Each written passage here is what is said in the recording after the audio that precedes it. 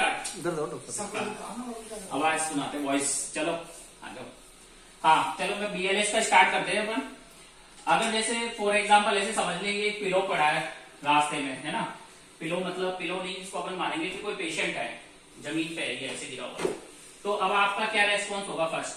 अगर कोई यहाँ पे है रास्ते में, तो अब आपका फर्स्ट रेस्पॉन्स क्या है? यही बीएलएस का फर्स्ट है।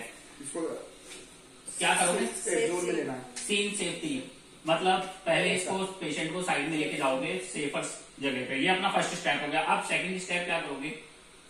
ये तो फर्स्ट हो गया कि भाई पेशेंट यहाँ का, आपने साइड में लेके गए पेशेंट को, कि रोड पे लेटा हुआ है तो, है ना। नहीं, सबसे पहले तो सीन सेफ्टी होगा। सेकंड, उसको यहाँ मार के पूछेंगे। हाँ, रेस्पॉन्स। सेकंड क्या है?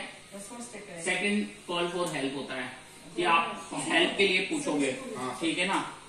और थर्ड क्या स्टेप रहेगा? फिर उसके बाद रेस्पॉन्स। रेस्पॉन्स में क्या चेक करोगे? रेस्पॉन्स में क्या चेक करोगे?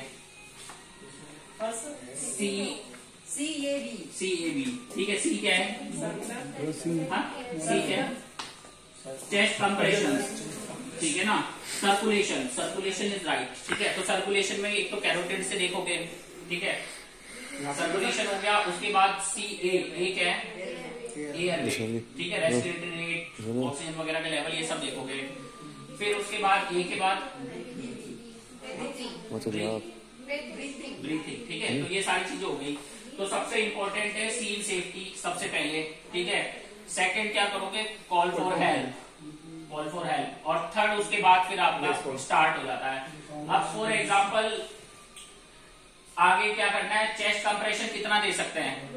चेस्ट कंप्रेशन किस रेट पे दोगे पेशेंट को? 30:2। 1 मिनट में कितना कंप्रेशन? 100 to 120। ये इंपॉर्टेंट है, ठीक है ना। और कंप्रेशन में कितना डेप्थ तक नीचे जा सकते हो? Maximum centimetres. 3 ऑप्शन गलत है, 5 to 6 तक जा सकते हैं, पर 5 सेंटीमीटर इज परफेक्ट, ठीक है। 5 सेंटीमीटर तक आप चेस्ट कंप्रेशन दोगे। ये हो गया अपना बीएलएस का, ठीक है। अब उसके बाद रेसिड्यू ब्रीथ कितना रहेगा? 2, ठीक है। 30:2 और 1 मिनट में ये हो गया आपका, ठीक है। अगर इन केस आप कैनुला भी लगाना है, कैनुला आईवी नहीं लग रहा, तो आप क्या करोगे? पेशेंट को आईवी कैनुला नहीं लग पा रहा है तो क्या करोगे? हाँ, सेंट्रल लाइन गलेगी नहीं इतनी जल्दी।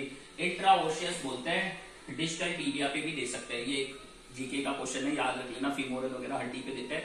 टीबिया जो ये बोन रहती है ना नीचे की, इस पे हड्डी पे इंजेक्शन लगाया जा सकता है, ठीक है। अगर ये भी रूट नहीं मिलता तो फिर एंडोट्रेकियल भी इंजेक्शन दिया जाता है, ठीक है। अब एक क्वेश्चन और है, जो इंट्यूबेशन करते हैं पेशेंट को, इंट्यूबेट करते हैं एंडोट्रेकियल ट्यूब से, वो बीएलएस का पार्ट है या नहीं है?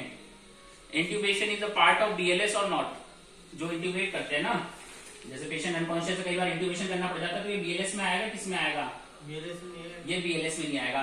जो डिफिब्रिलेटर एक्सटर्नल यूज कर रहे हैं, वो बीएलएस का पार्ट है या नहीं है?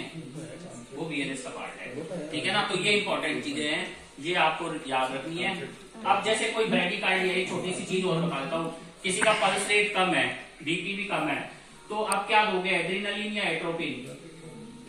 एडल्ट्स में एट्रोपिन, चेतन सही बोल रहा है, एडल्ट्स में एट्रोपिन देते हैं। अगर बच्चे का हार्ट रेट कम है तो एड्रेनालिन देते हैं, और फिर ठीक नहीं हो रहा तो एट्रोपिन, ठीक है। तो ये एक इंपॉर्टेंट चीज है, याद रखना है। अब इसमें 2 चीज और होती है। एक होती है शॉकेबल, ये बीएलएस से बाहर आ गया। Shockable, non shockable rhythm. तो शॉकेबल रिदम वो होती है जिसमें इरेगुलर पल्स हो, अरीथमिया वगैरह आ रहे हो, फिब्रिलेशन, फ्लटर, वेंट्रिकुलर टैकीकार्डिया, उसमें शॉक देते हैं। और जो एसिस्टोल होता है जिसमें पल्स लेस, नो पल्स, उसमें कोई शॉक नहीं मिल जाता। ये ध्यान रखना है, शॉक कब दोगे और किसको नहीं दोगे, ये इंपॉर्टेंट है, ठीक है। तो ये बीएलएस का है। तो अब अपन प्रैक्टिकल भी करेंगे, और कोई क्वेश्चन है तो पूछ लो इससे रिलेटेड। बाकी तो सारी चीज क्लियर हो गई। यही स्टेप्स है। सबसे पहले तो सीन सेफ्टी है, सबसे पहले सीन सेफ्टी। उसके बाद पेशेंट से पूछ लो भाई रेस्पॉन्स कर रहा है, नहीं कर रहा है, कॉल फॉर हेल्प, ये चीजें चालू होगी। फिर आपका चेस्ट कंप्रेशन वगैरह स्टार्ट हुआ। हाँ, एक इंपॉर्टेंट क्वेश्चन और है, जो चेस्ट कंप्रेशन अगर आप 2-3 जने हो, फॉर एग्जाम्पल 2 से ज्यादा हो, तो कितनी मिनट के अंदर चेंज होना है? कितनी मिनट के अंदर अंदर चेंज हो सकते हो आप? Option 3 minute, 5 minute, 1 minute, 2 minute. ये सारी चीजें आनी चाहिए। 2 मिनट 2 मिनट से उससे पहले आपको चेंज होना है। ये नहीं कि एक जना लगा ही हुआ है, अगर अकेला है तो करना पड़ेगा, और अकेला नहीं है तो 2 मिनट्स का ड्यूरेशन होता है, 2 मिनट्स में आप चेंज हो जाओ, उससे ज्यादा डिले मत करो, सामने वाला थक जाएगा।